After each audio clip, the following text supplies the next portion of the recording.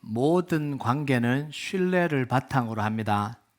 서로가 신실함을 지킬 때 비로소 그 관계가 유지가 돼요. 그래서 보통 사람들은 어떤 상황 속에서도 자기가 신의를 지킬 수 있다라고 생각합니다. 우리 좋은 관계 끝까지 변치 말자.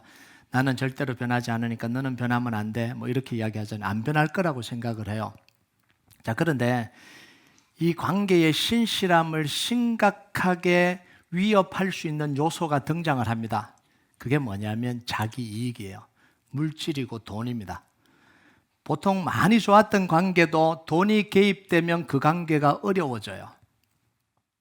거짓말하고 험담해서 관계가 틀어지면 시간이 지나면 이 관계가 어떻게 또 회복이 되기도 해요. 또 잊어버리기도 하고요. 험담했던 것도 잊어버리고 나의 욕했던 것도 잃어버리고 그래도 잘 지내고 있어요. 이렇게 되는데 돈을 사기쳐서 깨진 관계는 회복하기가 참 힘듭니다. 관계를 회복하려면 어떻게 해야 되죠? 먼저 그 사기친 돈을 다 배상하고 그걸로 끝나는 게 아니잖아요. 그리고 진심으로 사과하고 용서를 구해야 비로소 그 관계가 회복이 될 수 있는 거예요. 이게 뭐냐면 속건제입니다. 속건제는 재산상의 손해를 입힌 경우에 그걸 해결하기 위해서 드리는 제사가 뭐냐면 속건제예요. 그래서 속건제는 히브리어로 아샴이라고 이야기하는데 이 단어 안에는 무슨 의미가 포함되어 있냐면 배상해야 된다는 배상의 의미가 포함된 단어가 이 아샴이라는 단어입니다. 그래서 영어로는 어떻게 번역하냐면 배상제라고 번역해요. Reparation offering이라고 이야기합니다. 배상해야 되는 제. 그런데 영어 성경을 쭉 읽다 보면 Reparation offering이라고 번역이 안 돼 있고 Guilt offering이라고 번역이 되어 있어요. 그러니까 이 뜻을 다 담아내지 못하도록 번역이 된 번역이 좀 아쉬운 번역이에요. 자, 속건제는 자기가 손해를 입힌 것에 대해서 정확하게 배상을 하고 관계를 회복시키는 제사가 뭐냐면 속건제입니다. 자, 그래서 속건제를 드려야 될 죄는 윤리적이고 도덕적인 죄가 아니에요. 그냥 비난만 받고 끝날 수 있는 게 아닙니다. 형사처벌을 받을 수 있는 죄가 바로 이 속건제를 드려야 될 죄입니다. 그래서 반드시 배상을 해야 돼요. 배상을 안 하면 어떻게 되죠? 법적인 책임을 져야 되는 중범죄에 해당하는 게 이게 속건제를 드려야 되는 겁니다. 자, 19절에 보면 그래서 속건제가 절대로 가볍지 않다는 걸 표현하고 있어요. 19절 같이 한번 읽어볼까요? 시작. 이는 속건제니 그가 여호와 앞에서 참으로 잘못을 저질렀음이니라. 창세기란다. 번제, 소제, 화목제, 속제제, 속건제 중에 하나님이 이렇게 말씀하신 게 참으로 잘못을 저질렀다고 한 건 뭐밖에 없어요? 속건제밖에 없는 거예요. 중범죄를 저질렀다라는 거예요. 그래서 속건제를 드리는 경우는 크게 두 가지입니다. 첫 번째 뭐냐면 하나님의 재산에 손해를 입힌 경우.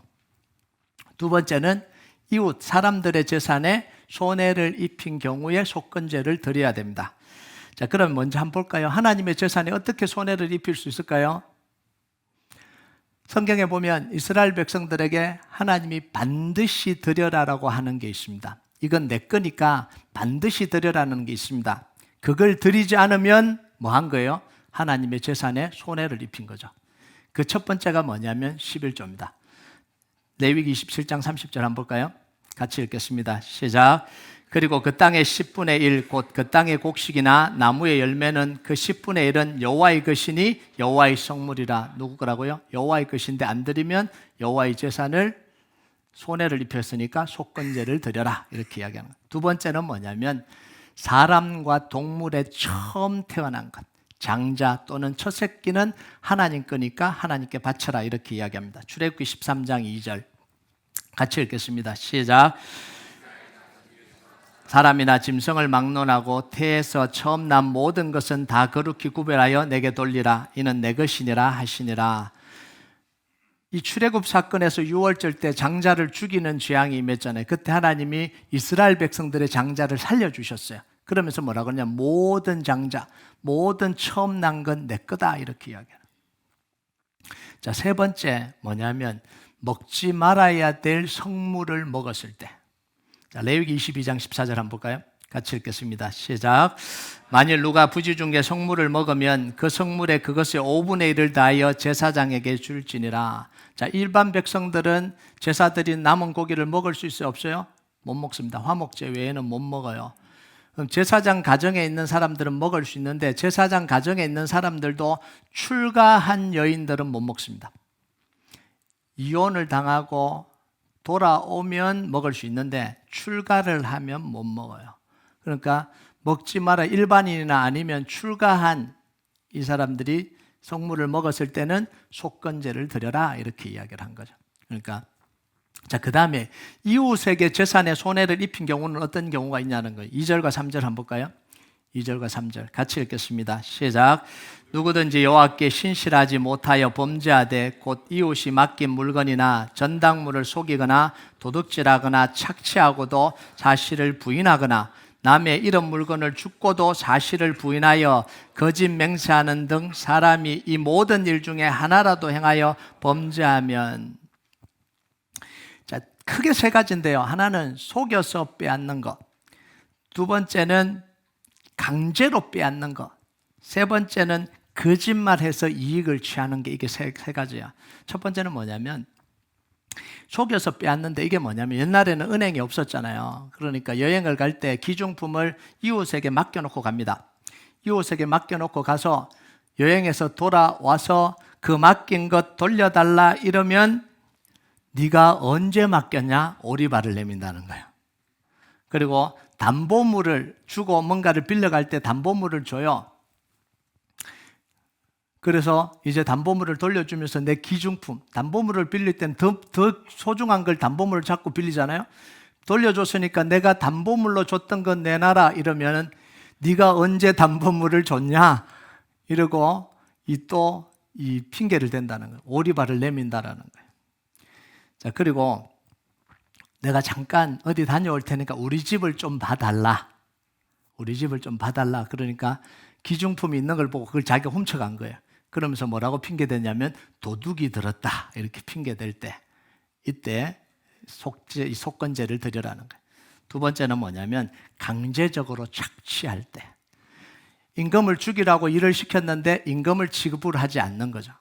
그러니까 임금 착취, 임금 체불 다 뭘 해야 되는 거예요?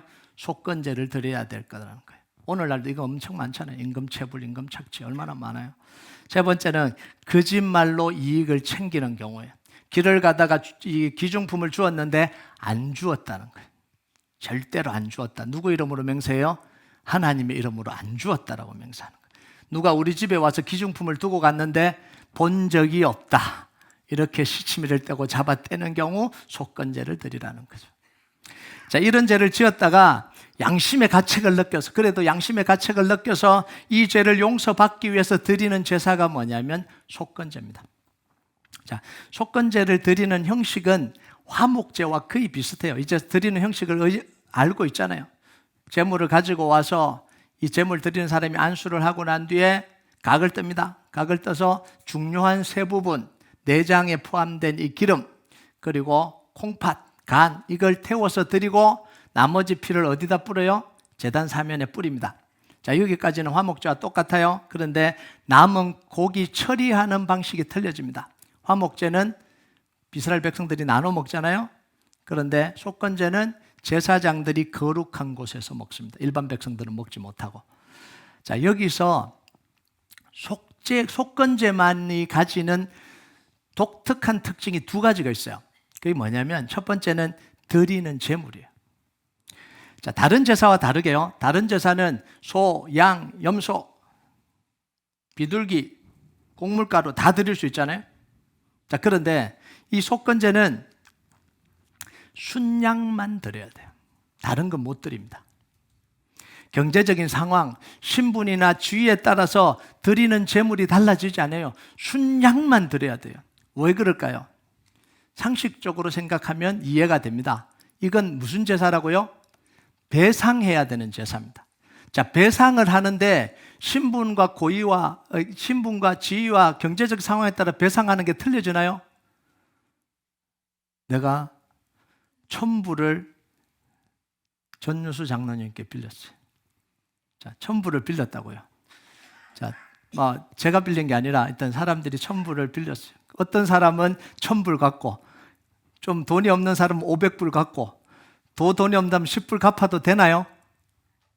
안 되잖아요.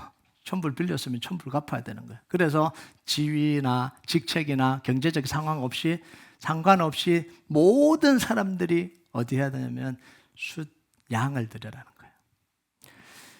자, 속죄제 좀 띄워주실래요? 속죄제 제물 기억하세요? 제사장이나 전체 백성이 죄를 지었을 때 뭐 드리라고요? 수송아지 드리라 그랬잖아요. 그리고 족장이 죄를 지었을 때는 순염소를 드리라 그래요. 그리고 일반 백성이 죄를 지었을 때는 암염소나 암양을 드리라 그랬어요. 왜 숫양이 빠졌을까요? 이렇게 순서로 보면 족장들이 순염소, 순양, 일반 백성은 암염소, 암양이 돼야 되잖아요. 그 빠진 제물이 어디가 있냐면 속건제 제물로 드리기 때문에 거기서 뺀 거예요. 그래서 순양은 속건제 제물로 드리라 이렇게 이야기를 한 거예요. 요거는 공부입니다. 네, 네. 자, 두 번째, 속건제를 드리는 걸로 끝나지 않아요. 다른 제사를 드리면 끝이 나요. 그런데 속건제는 드리는 걸로 끝나지 않습니다. 왜냐하면 속건제는 뭘 위한 제사라고요? 배상을 위한 제사이기 때문에 하나님께 제사를 드리는 것 외에 뭐 해야 되는 거예요? 피해를 입은 당사자에게 배상을 해야 되는 거예요. 자, 제물로 드린 순양 외에 손해를 입힌 재산의 몇 분의 몇요? 5분의 1을 더해서 배상을 해야 됩니다.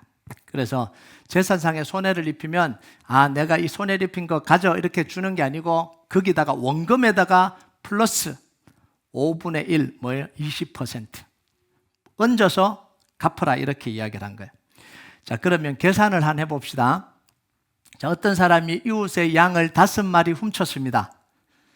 몇 마리 돌려줘야 됩니까? 와, 똑똑하십니다. 바로 나오시네요. 자, 5마리 플러스 5분의 1 한 마리 합치면 몇 마리? 6마리. 자, 이걸로 끝이에요. 뭐 해야 돼요? 속건제 하나님께 드려야 됩니다. 그럼 한 마리 드려야 돼요. 그럼 총 몇 마리? 7마리. 자, 5마리 훔치면 몇 마리로 배상해야 돼요? 7마리. 와, 너무하다. 손해다. 이런 생각이 들잖아요. 부담된다. 이런 생각이 들잖아요. 이 왜 이런 거예요? 훔치지 마라. 이런 이야기입니다. 훔치지 마라. 하나님이 다른 제사 드릴 때는 가난한 사람들을 위해서 다 배려했잖아요. 자, 그런데 왜 속건제에서는 가난한 사람에 대해서 배려를 하지 않고 오히려 더 엄격하게 적용하시고 죄를 무겁게 이게 물으시고 왜 이러시냐라는 거예요. 여러분, 가난한 사람이 도둑질하고 훔치는 가능성이 많습니까? 아니면 돈이 있는 사람이 훔치거나 이 도둑질하는 게 가능성이 많아요? 가난한 사람이 많잖아요. 삶이 팍팍하니까, 경제적으로 힘드니까 자꾸 그런 유혹이 생기는 거예요. 그래서 삶이 어렵고 힘들더라도 도둑질하지 말라는 거예요. 이건 무겁게 물어서 이거는 안 봐준다라는 거예요. 그러니까 사회적인 약자들이 위험에 계속해서 노출되거든요. 삶이 팍팍하니까 이런 범죄에 노출되니까 쉽게 범죄를 저지르지 못하도록 크게 이 벌을 내려서 범죄자가 되지 않도록 하나님이 막으시는 거예요. 자, 그럼 막기만 하면 되냐는 거예요. 그래서 하나님이 고아와 과부와 나그네를 위해서 길을 열어놓으셨잖아요. 뭐 하는 거예요? 과일을 추수할 때 위에 거는 따지 마라. 손 안 닿는 거 굳이 올라가서 그거 다 따지 말고 고아와 과부가 나그네를 위해서 내버려두라. 곡식을 추수할 때도 꼼꼼하게 좀 하지 말고 한번 쭉 갔다가 또 hul른다고 두 번째 가지 말고 한번 갔으면 그냥 집에 가라. 이렇게 이야기하잖아요. 그거는 고아와 과부를 위해서 남겨두라. 이렇게 이야기하잖아요. 11조는 매년 내는 11조는 레위인과 제사장을 위해서 주지만 3년 만에 한 번씩은 또 11조를 내서 약자와 고아들을 위해서 이렇게 11조를 내라 이렇게 이야기하잖아요. 그걸 다 하나님이 마련해 놓으신 거예요. 자, 그러면 이 속건제에는 하나님의 엄격함만 있고 하나님의 사랑과 용서와 관용은 없냐라는 거예요. 다른 제사에는 다 그런 게 느껴졌잖아요. 그런데 이 속건제는 그럼 하나님의 이 엄격함만 있냐라는 거예요. 당연히 속건제에도요, 하나님의 그 사랑의 마음이 담겨 있어요. 자, 원래 이스라엘 백성들이 이 형사법에 의하면 남의 물건을 도둑질하거나 훔치거나 빼앗으면 몇 배로 물려줘야 될까요? 대답이 안 나오네요. 자, 볼까요? 자, 출애굽기 22장 1절 4절. 출애굽기 22장 1절 4절. 같이 읽겠습니다. 시작. 사람이 소나 양을 도둑질하여 잡거나 팔면 그는 소 한 마리에 소 5마리로 갚고 양 한 마리에 양 4마리로 갚을지니라. 도둑질한 것이 살아 그의 손에 있으면 소나 낙이나 양을 막론하고 갑절로 배상할지니라. 소를 훔쳤을 때 몇 배 갚으라고요? 5배. 양을 훔쳤을 때 몇 배? 4배. 자, 그런데 이 소나 양이나 상관없이 어떤 경우에는 2배만 내라. 2배만 내라. 이 차이는 제가 나중에 설명을 하겠습니다. 왜 이 차이가 나는지. 자, 그래서 형사법에 의하면 훔치거나 도둑질했을 때, 훔치거나 똑같네요. 훔치거나 뺏었을 때 최대 형량이 몇 배요? 5배. 최저 형량이 몇 배? 2배. 예, 그래서 예수님이 삭개오 만났을 때 삭개오가 회개하면서 뭐라고 이야기해요? 내가 남에게 토색한 일이 있으면 몇 배로 갚겠다고요? 4배로 갚겠다. 바로 이 형사법에서 온 겁니다. 누가복음 19장 8절 한번 볼까요? 같이 읽겠습니다. 시작. 삭개오가 서서 주께 여짜오되 주여 보시옵소서 내 소유의 절반을 가난한 자들에게 주겠사오며 만일 누구의 것을 속여 빼앗은 일이 있으면 내 갑전이나 갚겠나이다. 자, 이렇게 무거워요. 자, 그런데 속건제의 배상에는 몇 배요? 원금을 포함해서 1.2배. 그렇죠? 형사법의 최고 보상액인 2배에 비해도 훨씬 더 못 미치는 거죠. 자, 다시 정리를 할게요. 이해를 돕기 위해서. 형사법의 최고의 배상액은 몇 배? 5배. 소를 훔쳤을 경우. 그리고 최저의 보상액은 2배. 자, 그런데 속건제는 몇 배? 1.2배. 자, 여기에 하나님의 의도가 있는 거예요.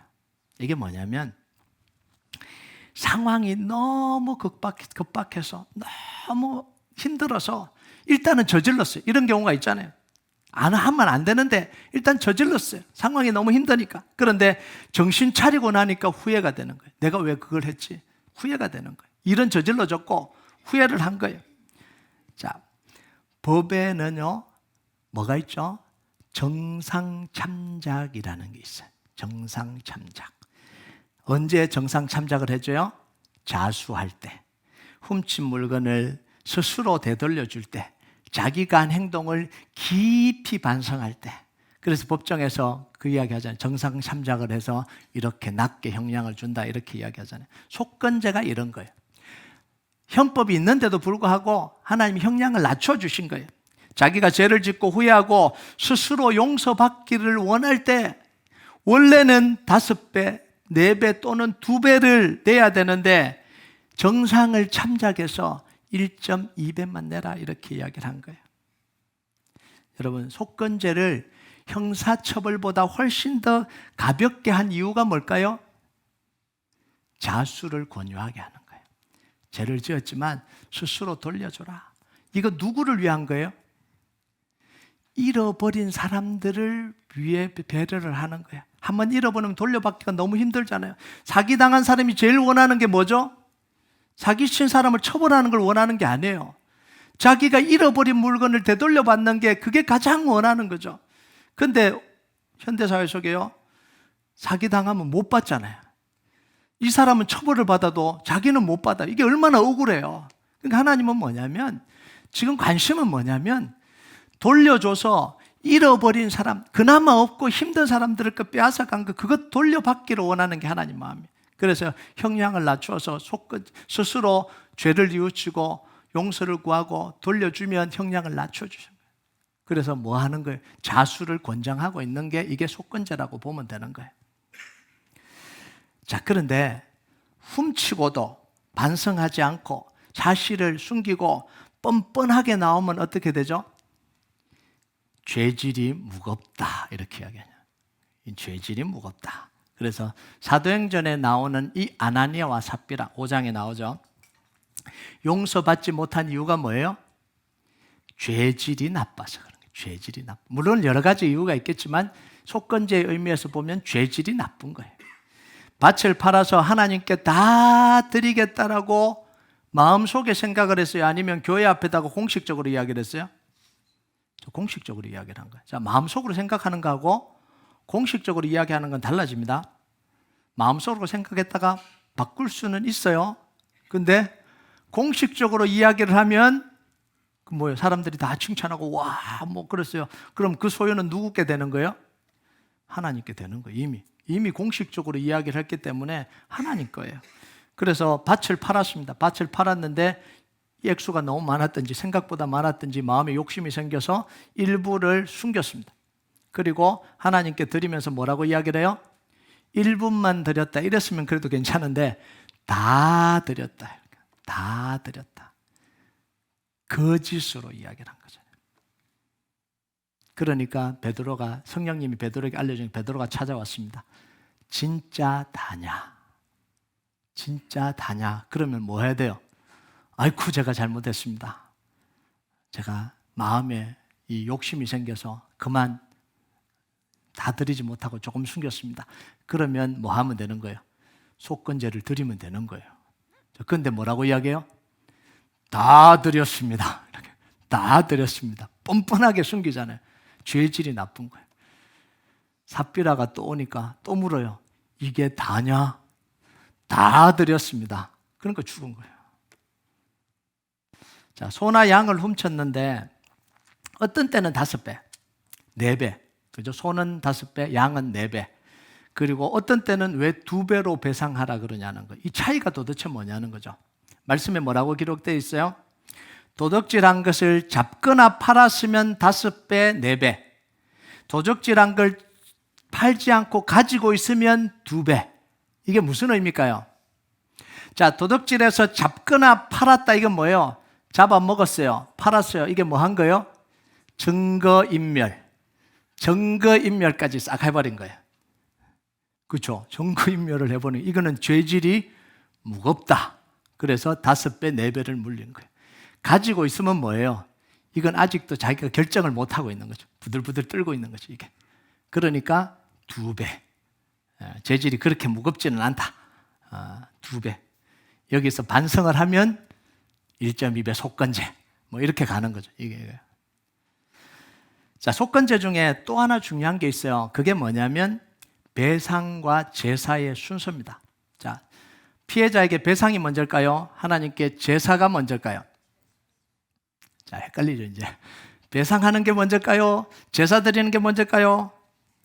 자, 5절과 6절을 보겠습니다. 5절과 6절 같이 읽겠습니다. 시작.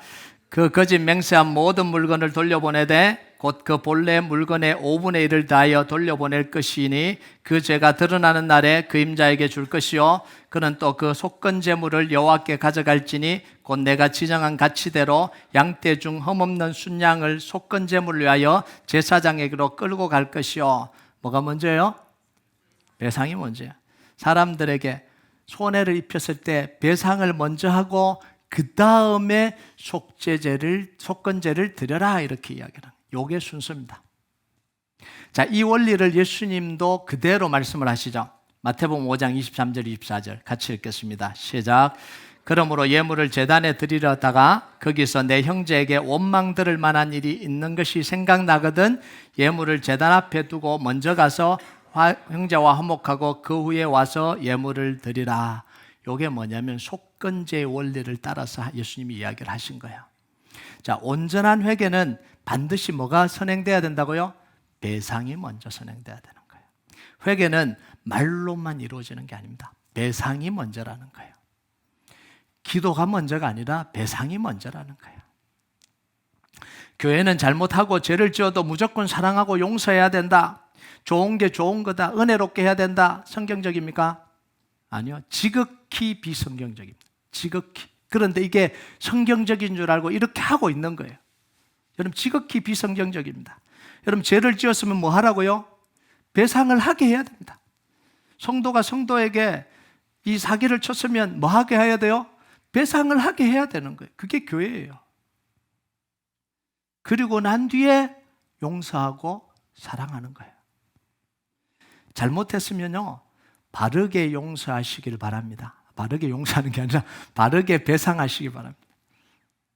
손해를 입혔으면 배상하는 게 그게 성도의 도리예요. 이걸 제대로 안 하니까 피해를 당한 사람은 피눈물 흘리고 살아가잖아요. 장로님이라 그래서, 목사님이라 그래서, 집사님이라 그래서, 교회 다닌다 그래서 믿고 했더니 사기를 쳐갖고 피눈물 흘리고 다녀요. 그런데 가해자는 뭐 하는 거예요? 버젓이 나는 하나님께 용서받았다고 신앙인 척하면서 교회 안에 떵떵거리고 살아가잖아요. 이게 얼마나 많은지 몰라요. 교회 안에요. 피해자는 더 피눈물 흘리고 피해 다니고 당당하게 살지도 못하고 있고, 가해자만 당당하게 살아가는 그 다음 이야기 안 하겠습니다. 세상, 이런 건 안 되는 거예요. 이건 성경적이지가 않는 거죠.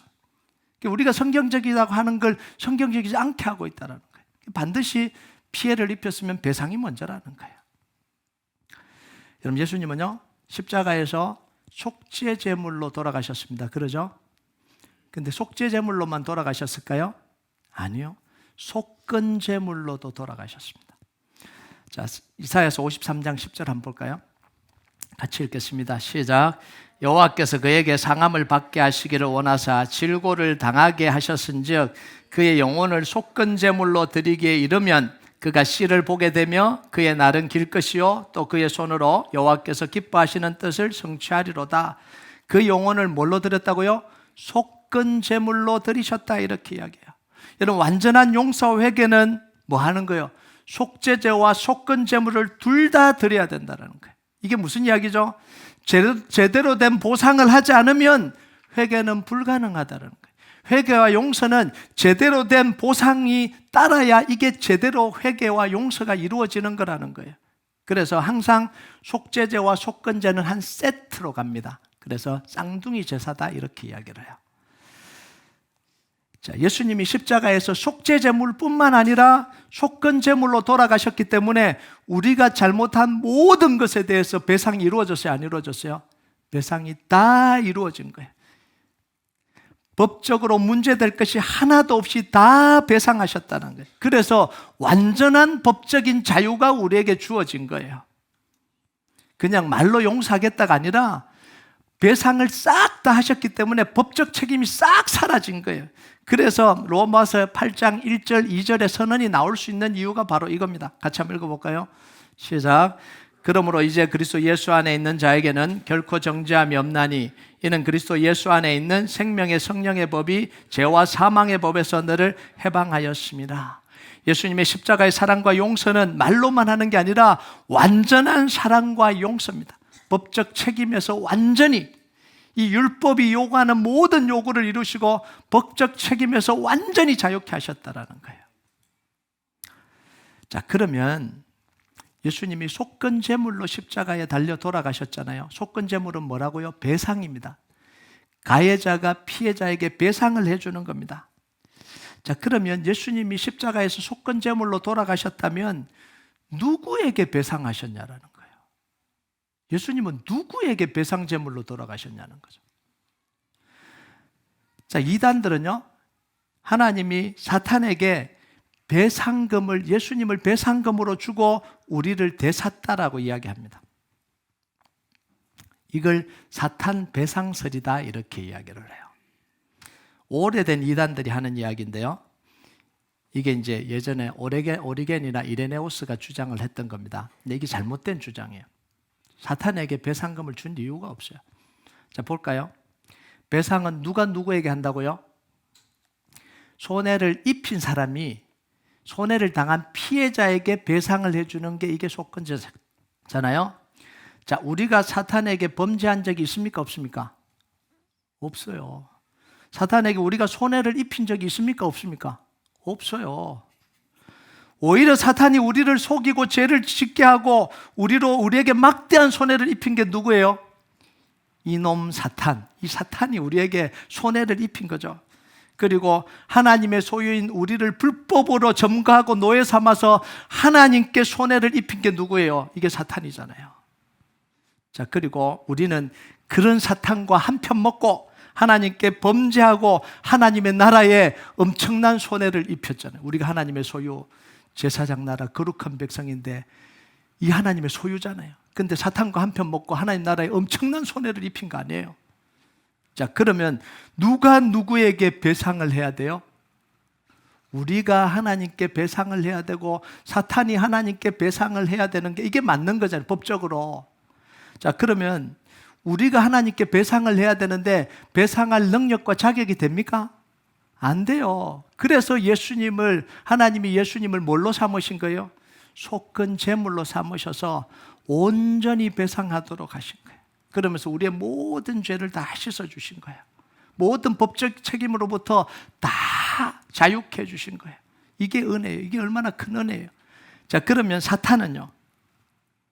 사탄도 하나님께 배상제를 드려야 되잖아요. 그런데 사탄은, 불법을 저지르는 사탄에게는 회개의 여지가 없기 때문에 뭘 한 거예요? 머리를 박살내버린 거예요. 머리를 박살. 너는. 자, 이게 창세기 3장에서 그대로 나오거든요. 선악과를 따먹고 난 뒤에 죄를 지었습니다. 아담과 하와가 두려움에 떨고 있죠. 근데 하나님이 찾아왔습니다. 하나님 물어요. 아담에게. 아담아 어디 있느냐? 내가 버섯으로 숨었나이다. 혹시 선악과를 따먹어 내가 먹지 말라고 한 열매 먹었냐? 네, 먹었습니다. 왜 먹었냐? 하나님이 주셔서 나와 함께 살게 한 이 여자가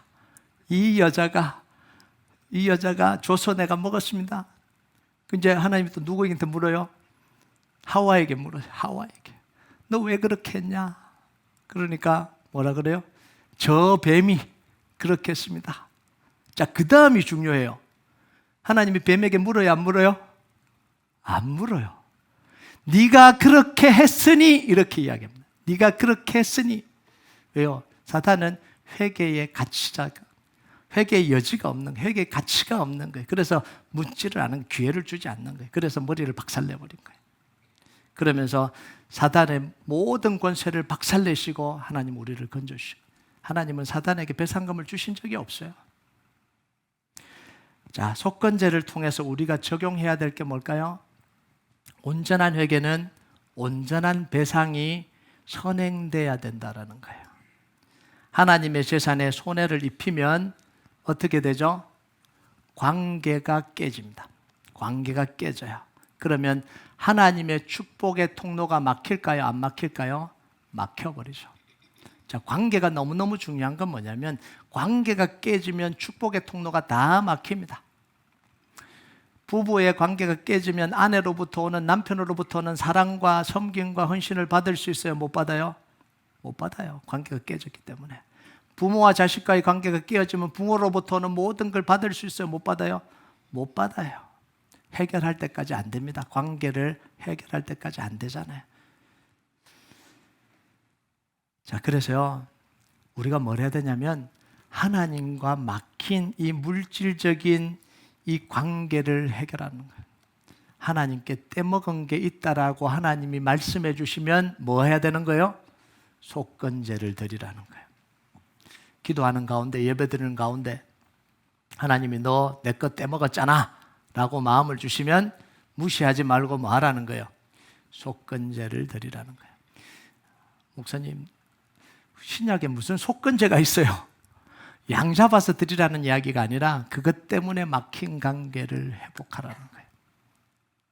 자, 이웃과 막혔습니다. 손해를 입혔어요. 자, 그러면 이웃과만 관계가 깨질까요? 아니요. 이웃의 것을 사기치고 빼앗으면 하나님과의 관계가 막힐까요? 안 막힐까요? 막히게 됩니다. 그래서 무시하면 안 되는 거예요.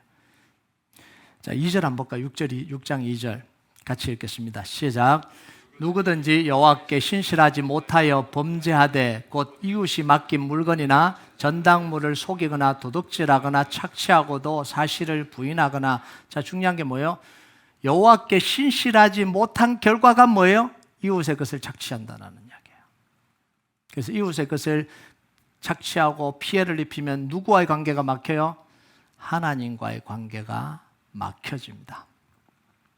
그래서 우리가 뭘 해야 되냐면 하나님으로부터 오는 이 축복의 통로가 열리려면 하나님과 관계 속에 막힌 물질적인 부분, 관계적인 부분 해결하고요.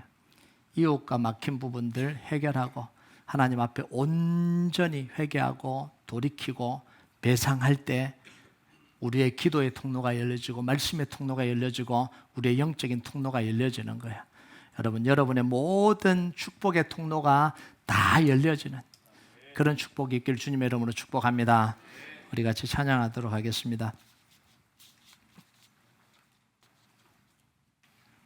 이 찬양 하나님 앞에 좀 올려드립시다. 이 세상을 살아가는 동안에 나의 힘을 의지할 수 없으니 기도하고 낙심하지 말 것은 주께서 참 소망이 되심이라. 하나님의 꿈이 나의 비전이 되고 예수님의 성품이 나의 비전이 되고 성령님의 권능이 나의 능력이 되기를 원합니다. 이간 같이 고백하도록 하겠습니다.